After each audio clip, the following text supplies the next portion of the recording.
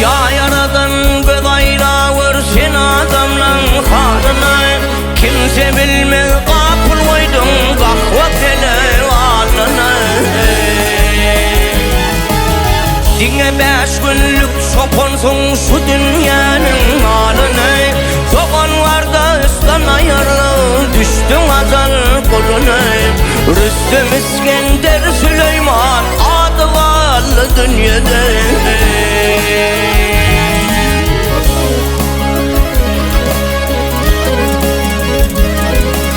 Bir benne hakka yalvarar minne zuriyat yok diyen. Başka mirem kıyımlarda minne oğul yok diyen. Başka mirem oğul kıyı var minne devlet yok diyen. Yine birem şükür Allah'ım gidene hak diyen. Dokuzunu tuş edenler heyde var mı dünyada?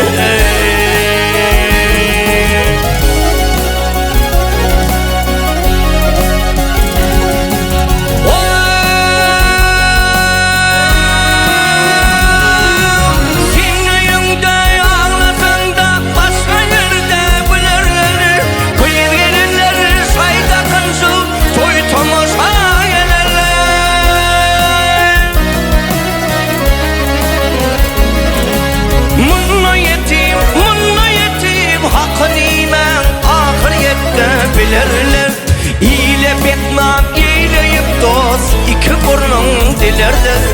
Hak işetsen hak bilir ol dünyada bu dünyada.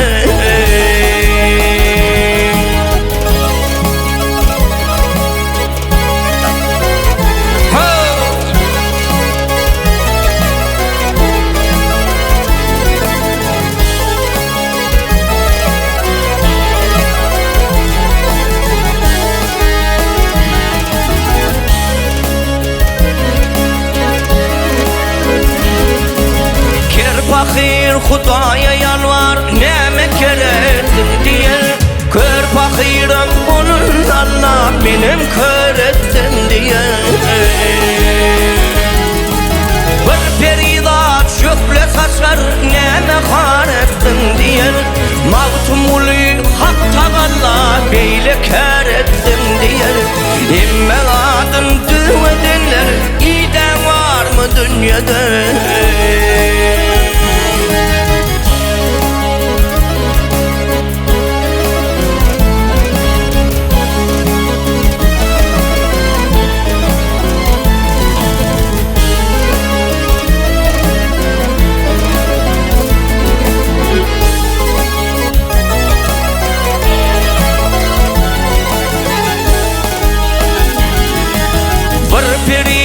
Çöple saçar beyle kar ettin diye. Maktumuli hakta Allah beyle kar ettin diye. Dokuzunu tüdü edenler iyiden var mı dünyada?